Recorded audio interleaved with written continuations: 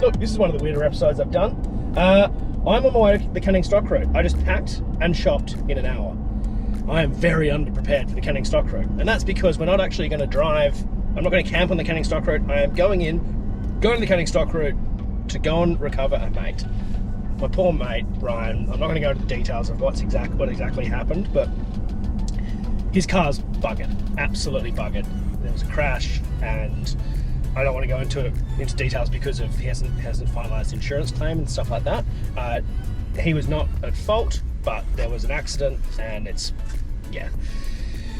very expensive to recover a car on the Canning Stock Route. So I've volunteered to go out with a car trailer and pull him out of there. Well, that sounded bad. And get him back to town.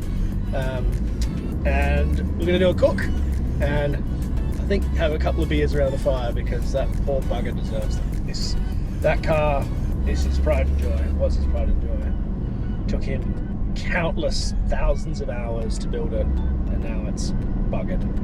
So really feel for him. The bloke needs a good day, and I think we're going to try and give him that good day. So let's do it. As usual in this episode, somewhere in this episode there is a code word.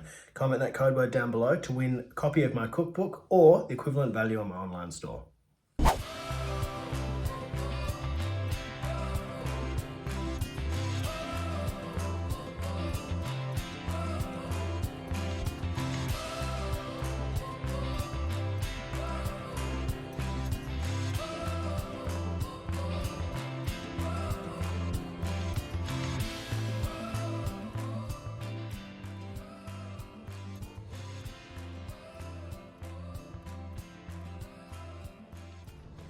All right, I got into camp about, was it 10 o'clock last night?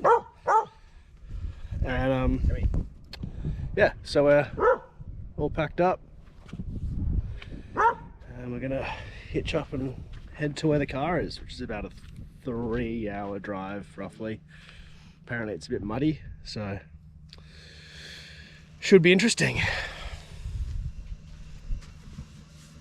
We also had a little Friday night fever. We stayed up a little bit late, which was maybe not the best idea. But we'll be okay. We don't have that much to do today, other than drive. So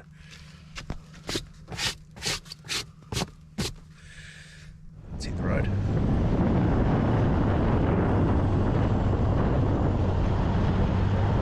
Tell you what, the landscape here just is everything I dreamed of. It's so remote, it's hard, it's rugged, everything's a little bit spiky, beautiful, bright red, bright green. Tell you what, I am doing this bloody track at some point. I'm not usually a big, I want to go and do a track guy. I'm not interested in, I conquered the Gib or I conquered the whatever, and Bedell or something. It's not really my thing. I like to go to good campsites and camp, but I think this will have a lot of good campsites. It'll be a lot of fun. Alright, I didn't want to show too much of like what's happened with the car and stuff. It's just, as I said before, it's an insurance thing, and I don't really want to get in the middle of it. I don't want to, not really hiding anything, but I don't want to, I just don't want to be involved, basically. So we've got the package. It's on the back of the Prado, and yeah, thank you, anonymous hire trailer company, and thank you, 3-ton Prado towing capacity. Oh well. Drawbar weight, the ball weight's at least legal. The rest of it is what you need to do sometimes in desperate situations when you don't want to pay $10,000 for a Unimog to come and recover it. Anyway, off we go. So we're heading off to a campsite, and just off. We wanted to go off the CSR. So I know I said I'm cooking on the CSR, but we're actually not. We visited it, and we did have to come to the CSR, but we didn't want to cook on it because I want to be able to let Fred out for a run around, and thought it'd be better off just doing dinner. So yeah.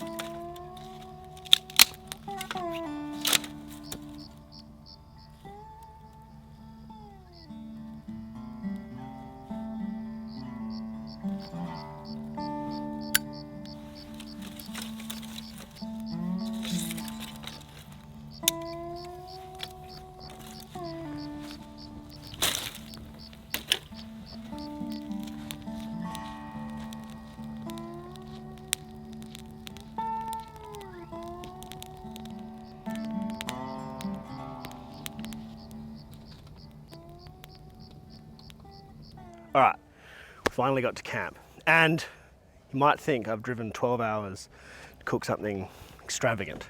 It's the exact opposite of what I want to do after driving for 12 hours. I want something quick, easy, tasty, simple. Cannot be bothered tonight. So this is a I can't be bothered meal. Really simple, very few ingredients. This was something that I could plan and pack in no time, just whip by the supermarket, grab some basic ingredients and off we go. So let's do it.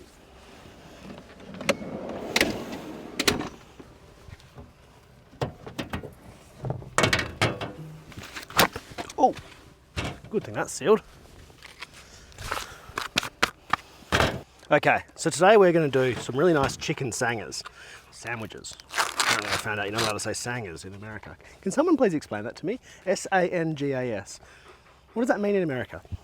I was told by the people who translated my book into American that you can't say sangers.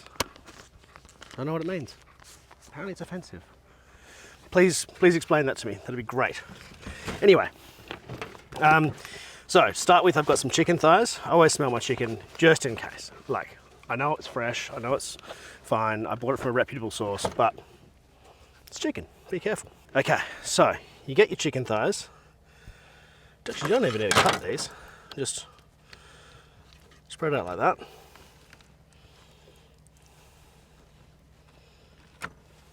And you can use a breast cut in half for this as well. That actually works really well. But thighs are a little bit better, I think.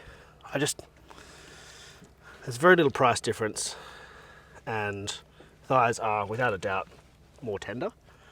So I always get these. Now, grab some cling wrap, or Glad wrap, or whatever you want to call it. This stuff. And you put it over the top of the chicken. You find something heavy, I'm going to get a stick. Actually, no, this is pretty perfect. And you just want to bash these out a little bit. The idea here is you want to get uniform thickness.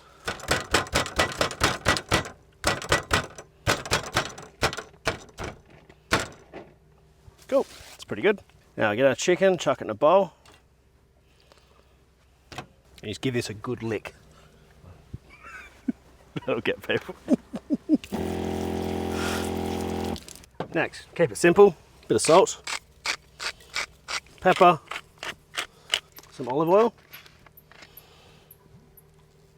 or other cooking oil, it's fine, but I like olive oil on this. Gives it sort of a Mediterranean-y flavour. And a bit of garlic. Now I'm going to cut this on the same breadboard as my raw chicken, because it's going on raw chicken. It's okay, you can use the breadboard for things that are going in the same pot. And we just dice these. And then just to freak out all the germaphobes, you mix it with your hands. And leave that for anywhere from 5 minutes to a day. That's fine. Just let it all soak in and get nice. Ideally kind of half an hour plus. I gotta wash my bloody hands.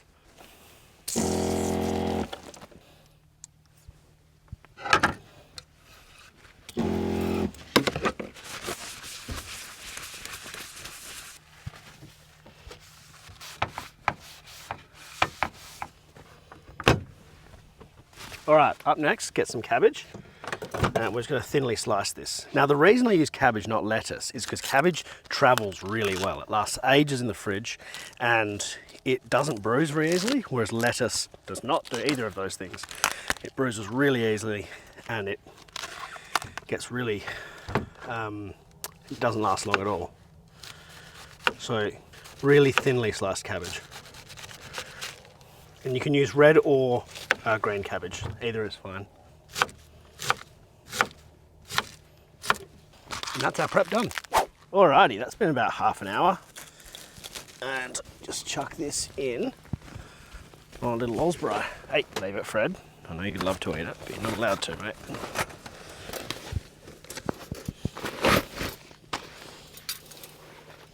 This is a dog that's been smacked in the nose more times than you can count, trying to steal food, so he doesn't do it anymore. All right, so I'm using a little travel brush today because I packed really light, packed really simply, and I'm trying to use just simple gear. This one, to show you, you don't need everything and all the ingredients in the world to make a nice meal. Actually, pull that off. So, just lay your chicken in. And I'm going to put that on a pretty high heat. So I'm going to put it on the lower level. And I want that to really brown up on both sides. And you want to cook it relatively fast, and then we'll rest it. Fred, yeah, good one, mate. Just stand in front of the camera. That's good work. Really useful. Thanks, mate. Thanks for your help. Oh yeah, even better. Okay.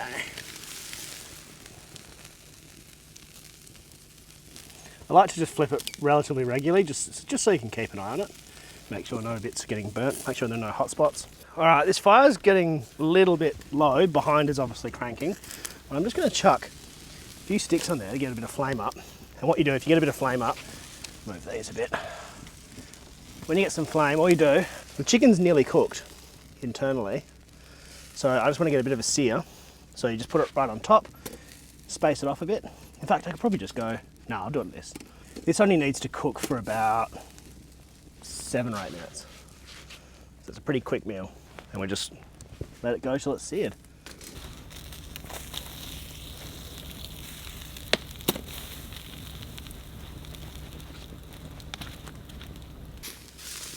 All right, let's give it a nice little sear to the other side. You can go down lower now.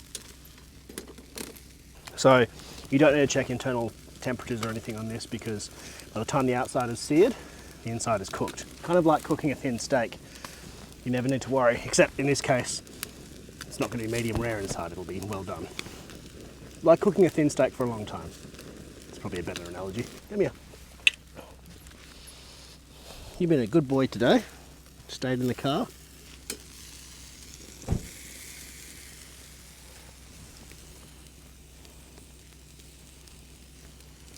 All right, they're looking good to me. I'm gonna take them off and chop them up. But quickly, before we do that, I'm just gonna toast some bread.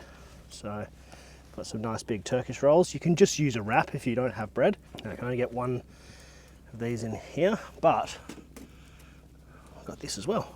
So just do it like this.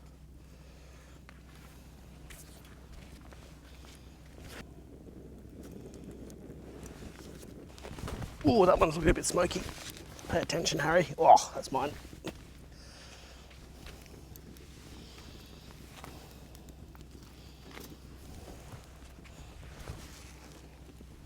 Done. Yep, they look good to me. Let's do it. Okay. Whew, they look good. So, assembly time. Sriracha, Kewpie. This is Japanese mayo. You can just use normal mayo. I just love Kewpie and Sriracha. And then get your chicken, slice up, make sure it's all cooked through, which it is. So this has a slightly higher fat content, this chicken, this cut of chicken thigh, which just makes it so much more tender. And then kind of dry bloody cabbage, so just a little bit more on top.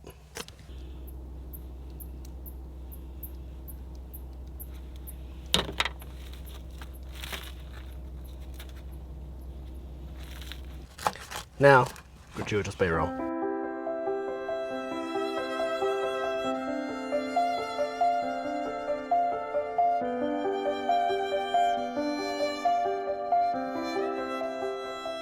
All right, let's try this. I cut my one in half.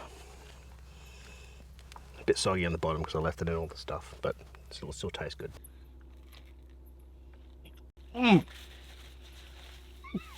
Code word is juicy in this one. Damn! I love fried chicken because it's juicy. But if you grill chicken the right way, that's amazing. It's spicy, it's super creamy, juicy, but a bit fresh because it's got all the cabbage in it. All that is also going to wrap tomorrow, for sure. Now, I'm going to use Taylor's technique because he's taught me this. But I'm going to wash it down with a beer.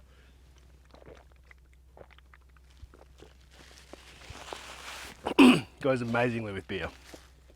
Right, I hope you enjoyed this weird episode, a weird mission. I had a great time making it. It's not going to be a regular thing. I'm not usually going to drive for 24 hours to make a sandwich, but I have done this time. So hope you enjoyed it. See you in the next one. You got to try this too.